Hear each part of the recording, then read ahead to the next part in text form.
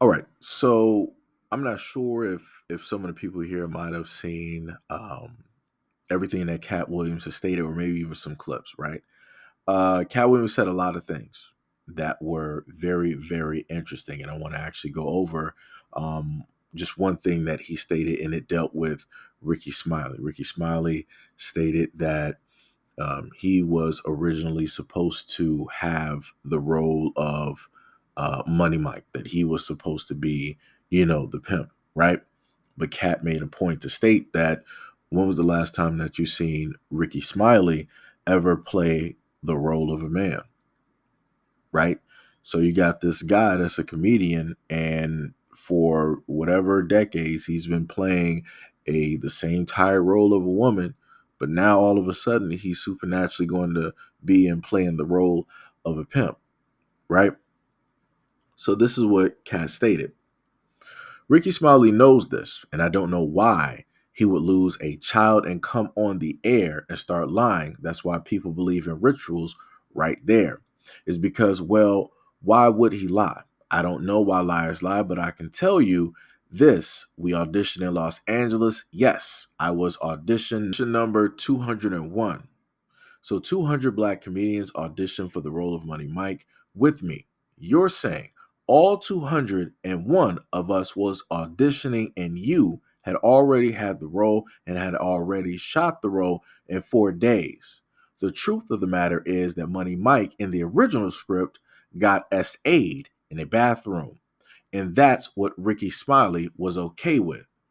Cat Williams had to take the risk in front of the studio and the cast and powers that be in a very first movie and say respectfully, humbly, guys, if we talking about anything else, I have no credibility and I have no pull. But we're talking about comedy right here, where I have all the credibility and all the pull. The problem with Friday After Next is we're trying to make a classic comedy, and this comedy involves an SA.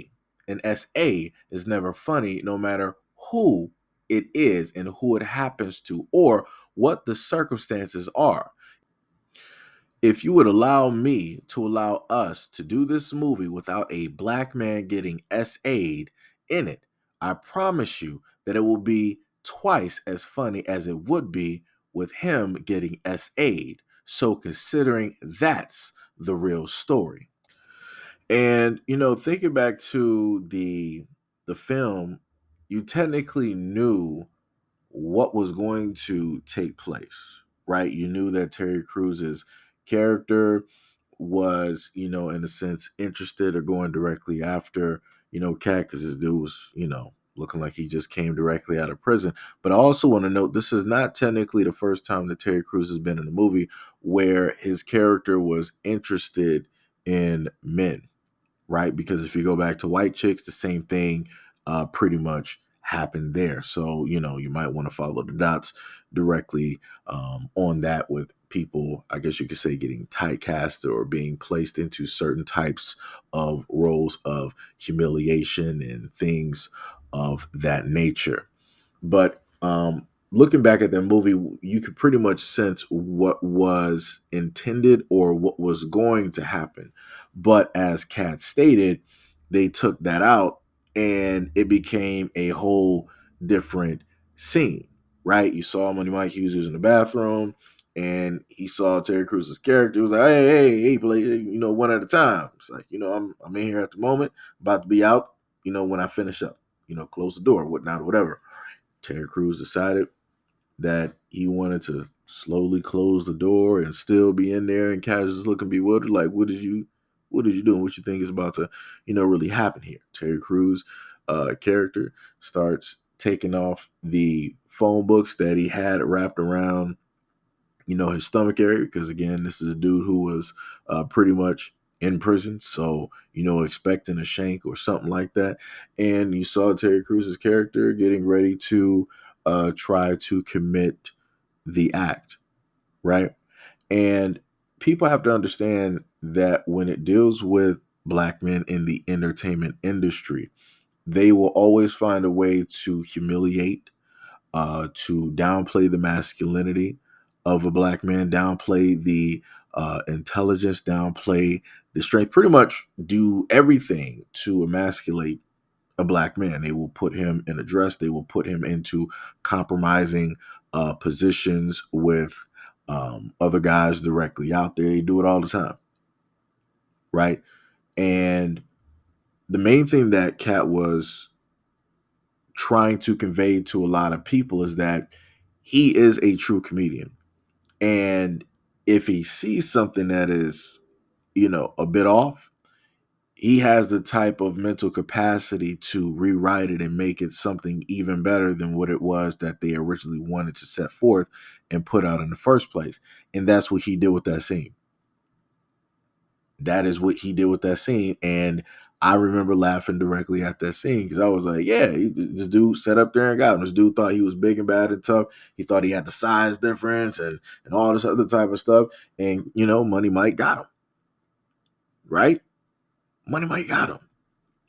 He was still the man. He was still the pimp at the end of the day. He still held on to his masculinity, even though you could pretty much tell where they wanted to point the direction of that scene, right?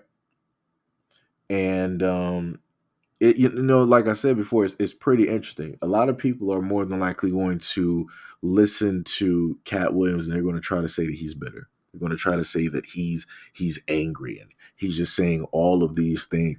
It's like, no, you got to pay attention. A lot of stuff that Cat Williams is saying right now, a lot of other people have been saying or try to convey to ordinary people. But a lot of ordinary people just act bewildered, ain't trying to really hear it, and being willfully ignorant. But yeah, you have a person that is in the know specifically telling you, like, yo, these things exist. These things are happening. He even sat up there and mentioned some stuff with Diddy. He was like, hey, I had to turn down, 50 million, like going back to what he was talking about with Dave Chappelle. He's like, yeah, I had to turn down, 50 million, 3 to 4 times. And he was also stating how it is that, Diddy wanted to party. And he was like, sometimes you just got to tell Diddy no. And the most interesting thing about that is if you link that back, if you know who Jaguar Wright is, that's another person that is in the industry. And she stated the exact same thing. She was like, the problem with a lot of these people out here is that, people don't know how to tell Diddy no. So again, a lot of this stuff has already been stated. It's just the fact that a lot of people don't want to listen and pay attention to it because it's Cat Williams. People are going to bring up all of the other previous stories in order to try to get away from the truth that he is specifically stating in the 2 hours and 46 minutes worth of footage that is directly up there and available for everybody. So like I said before, I would actually tell everybody to go sit down, take some time, and just listen to it.